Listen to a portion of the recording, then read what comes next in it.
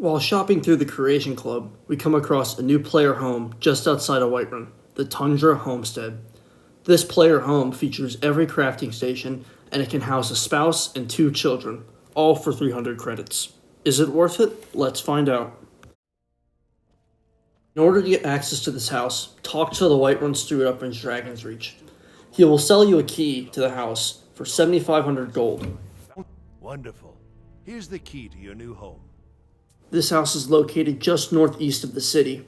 It is also a short walk from the stables.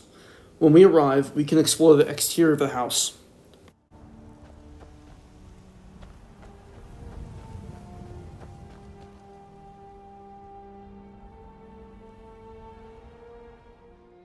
Turning to the southeast side of the house, we come across a small crafting area.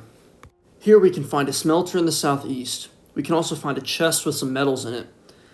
Turning north, we can find a grindstone and a tanning rack, and towards the east, we find an armor workbench. Finally, turning south, we can see an anvil. This is a pretty good setup. On the northern side of the house, we can find a horse stable of sorts. Now, I never actually got my horses to stay there, they would always walk off, so this doesn't really work very well, but it looks good. Behind the house, we can find a garden. This garden already has several vegetables already planted, but there are 8 spots where we can actually put our own ingredients to harvest there.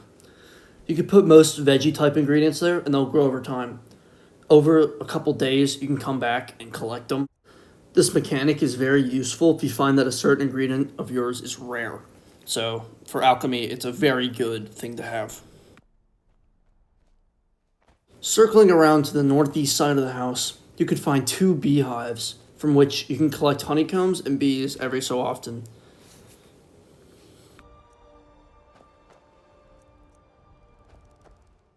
Stepping into the house, we find a very nice living area with a bar and a fireplace. Let's check it out. The bar itself doesn't have anything too interesting in particular, but the fireplace has a new crafting object called the baking surface. The baking surface is just a reskin of a cooking pot, but in my opinion, it looks way better. To the right of that, we can find a little table and chair set up with some food on a platter. Pretty good, and it fits the theme of the rest of the house. Through the doors on the west side, we can find the bedroom. This has 2 children's beds and chests for adopted children, the adult bed for you and your spouse, and several furnishings and bookcases around the room. Bethesda really put in a lot of effort for this room to make it look nice, and I can really appreciate that. Now moving on to the other side of the house. Opening the door, we can find an alchemist enchanter's room. Here are some workbenches to use both skills.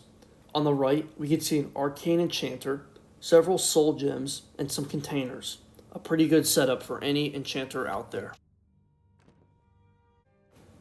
Looking at the left side of the room, we found an alchemy lab with a uniquely textured cupboard on the side.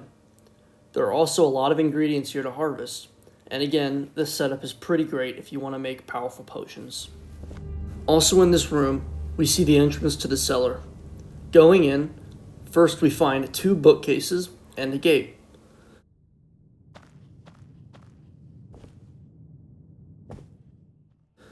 Heading on in, we arrive at like a trophy room of sorts.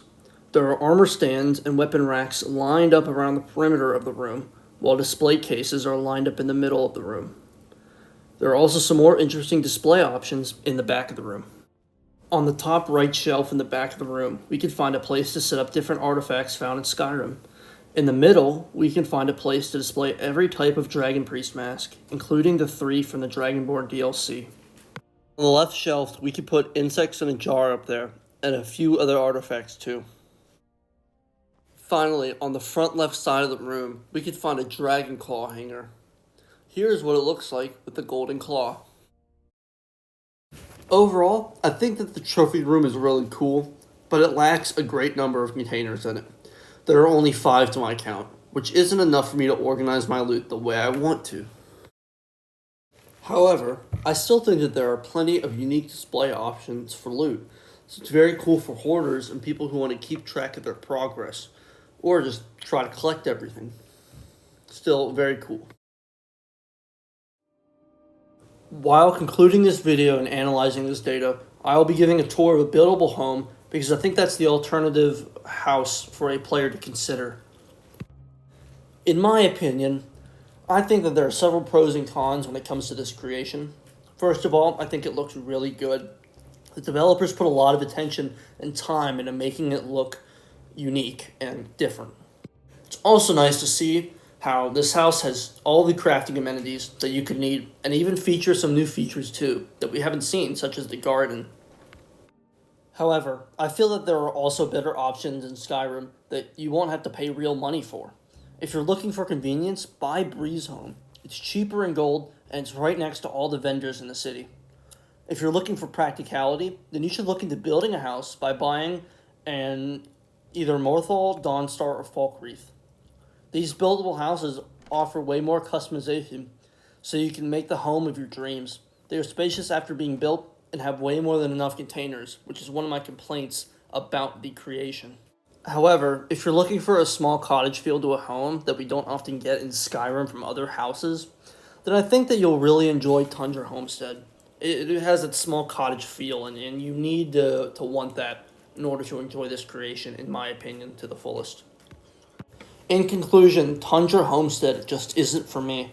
I prefer the convenient location in Breeze Home for survival mode, or the practicality of my player-built home. However, I feel like this creation is for someone, but if you look at this video and you're not that excited about it, then I wouldn't buy this creation. It is 300 credits, which isn't that much, but you might as well save for another player home that's in the Creation Club, or something else of that matter. So to answer the question, is it worth it? To me, no, but it's probably worth it to someone else. Just not me. And that wraps up this video, guys. Thank you for watching. Please, if you've enjoyed, hit the like button and subscribe, for I will try to review many more Skyrim creations in the future.